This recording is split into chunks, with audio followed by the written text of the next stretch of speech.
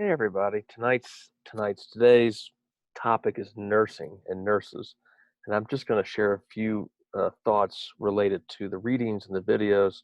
And I want to just start by saying, on a personal level, I was asked to teach a health policy class at UVA School of Nursing back in the fall of 2014. The goal was to get nurses to add some health policy to their very, very crowded curriculum. And I just jumped at the chance because I didn't think I knew enough about nursing, wanted to know more, and just wanted to learn from them. I am looking back, I'm stunned at how ignorant I was of what nurses do, how they get trained, and how vital they are to good patient outcomes. And the data show it over and over again on nursing to patient ratios, the quality of nursing, nursing turnover. Um, you need a team. I mean, the doctors are there for their role.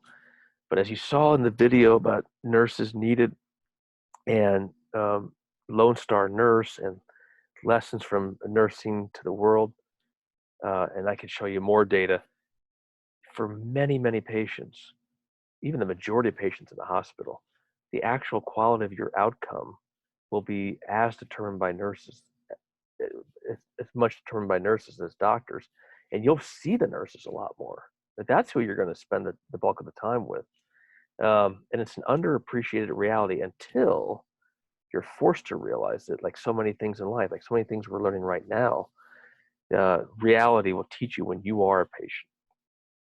So let's just do a few things about nurses. One of the articles I assigned you, I just think is so fascinating, is the fact that more men are going into nursing for a number of reasons. Number one, we just need more nurses in general. We need anybody who thinks they're good or can be good to go into nursing. Nursing is hard. It is challenging. Is it rewarding? Very. Is it grueling? Yes. And so we're tens, if not 100,000 nurses short. So we're going to need more nurses, and the fact that men are going into it, thumbs up. It's also revealing that the gender stereotypes are still there, and it's still there. So they're not gone. But that men can be really good nurses. And you can think of many instances where, for some sensitivity issues, a male patient might prefer a male nurse, and that has not really been an option for many male patients. But it's a really positive trend and development. Also, it's positive because male labor force participation has been creeping downward over the last 2 to 3 decades, while women's has continued to increase and then kind of plateau a little bit. Now, all of this is affected by the pandemic and the massive unemployment that's taken off. But in general, when things go back to quote unquote normal on their previous trajectory, um, there are areas of the country and industries that men really can't work in anymore. It's been offshored, it's changed, it's automated. Well, guess what? You are always going to need nurses. We're always going to need more nurses. And there are many, many men out there who would make phenomenal nurses and haven't really given it serious thought until it's about one of the few good jobs left. Well paying, safe, secure, and rewarding. You are helping people. And so this is a positive development. It's slow going. I still think if you were to ask people, there'd be headwinds um, in terms of the culture's response to that. But I think it's going down. In some places, going down a lot faster than others. And so I'm glad they highlighted all of this because there's just a lot of good elements and aspects of this that are very encouraging. And that's a very cute dog. Um, this whole episode shows you that in so many cases, it's the nurses that will do 90% of the care after the initial stabilization of this patient. I'm sure you guys watched this. You heard this story of this dancer who fell 5 stories. And you're like, oh my God. You hear stories like that and you think, okay, whatever my problems are today, they're manageable compared to what that patient's facing. But she came back. She came back to see the nurses a year later because those are the ones who saved her from the brink. Um, Another reality in all of healthcare, this isn't just nurses. This is tech workers in the hospital. It's orderlies, it's staff. There is a medical hierarchy in many, many hospitals. There's a hierarchy in a lot of professions. It's even in higher education and college. And the places that have the best outcomes and do the best at reducing that silencing of the hierarchies that seen and not heard. And this is a good reminder that it's human nature to, when you get the pressure applied to you, is to turn around and find someone below you to pass it off on.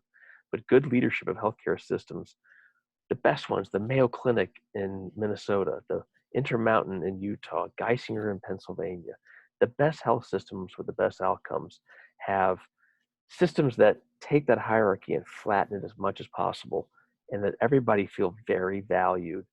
And when they feel very valued, then they're more invested. You have less staff turnover and you have better outcomes.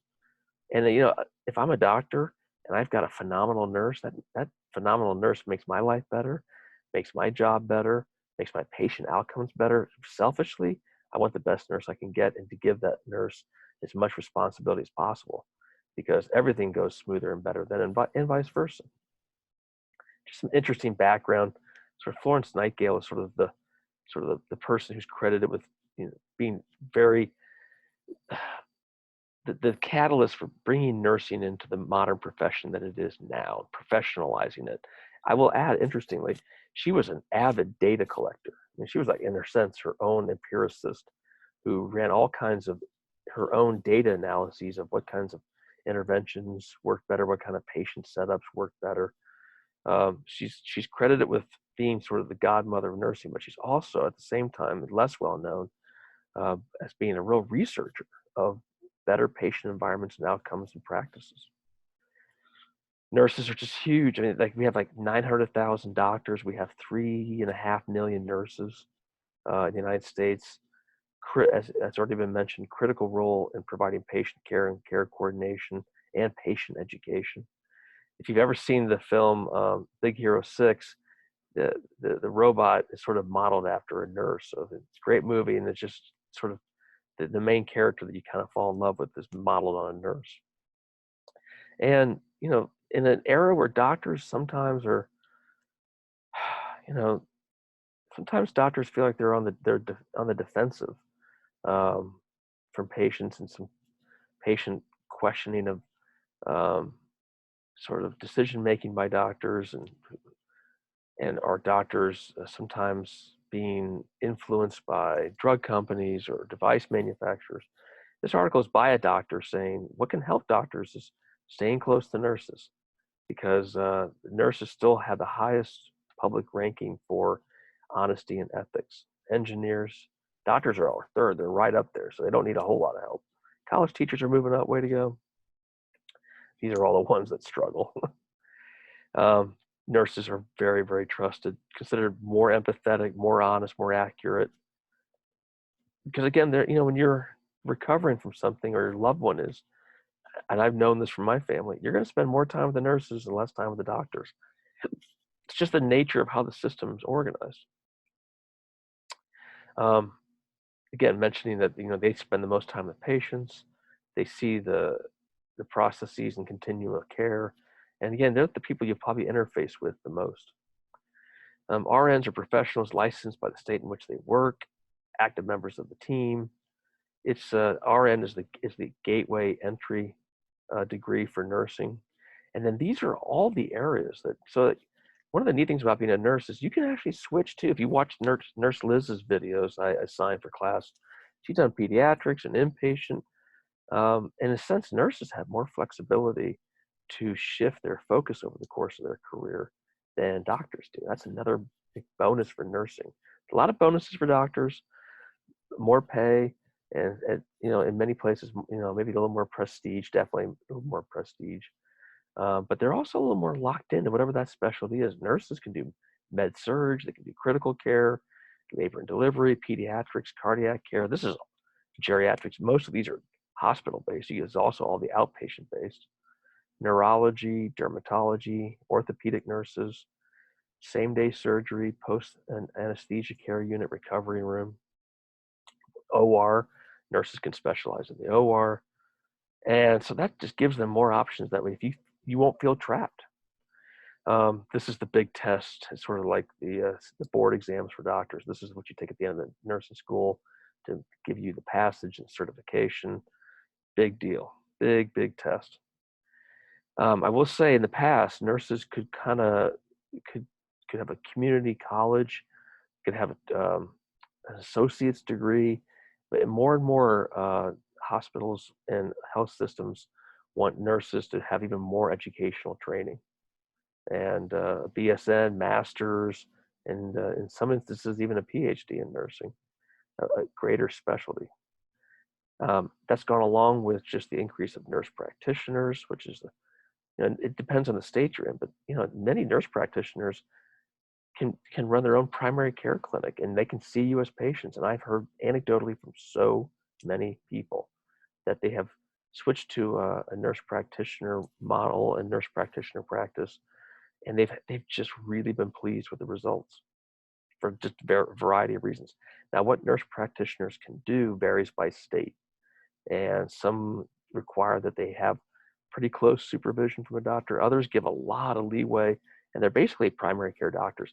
And one of the ways this plays out then is that the more nurse practitioners get accepted to be primary care providers with less supervision, the more family practice physicians get kind of nervous because they sort of see that as encroaching on their turf. So there's why one state is sort of purple and one's blue is more of a function of the political power plays that go on between the nursing community and the medical community.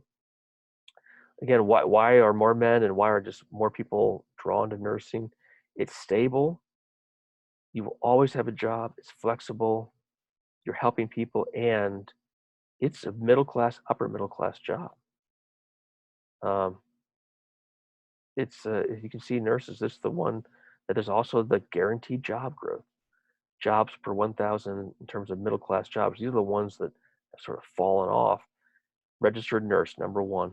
The baby boomers are going to retire, and they're going to need a lot of people to take care of them, along with the fact that you just always need nurses. And so, the projection, we're going to need more and more to keep up with the nurse workforce continually. Now, part of this is also that nursing is hard. It is not an easy job.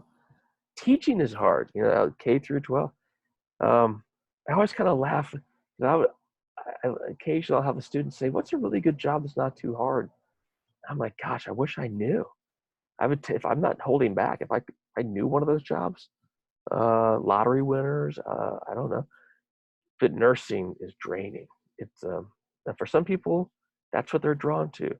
I think there are times when people go into this and they find that they don't recharge. It drains them. And you saw that in the nurses needed video. There's sometimes nurses just see too much, just like doctors see too much. So there is that occupational risk of emotional fatigue and burnout. It's definitely an occupational hazard, which is why if you ever go spend time in a nursing school, it's every third thing, every third announcement, every third class is about self-care.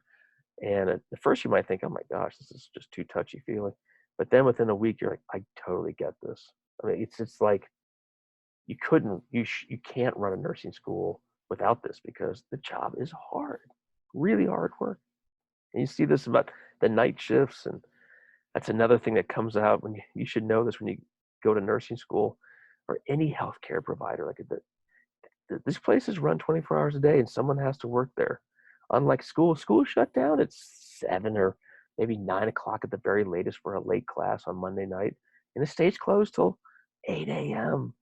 except for the students who are working. But there aren't adults that have to be around teaching classes or doing things. Nursing and doctors, there has to be a team that works the overnight, and it has its own dynamics to it. And then I just keep including these more practical videos because I'm sure as you're watching this, you may be asking yourselves, I wonder if this is for me.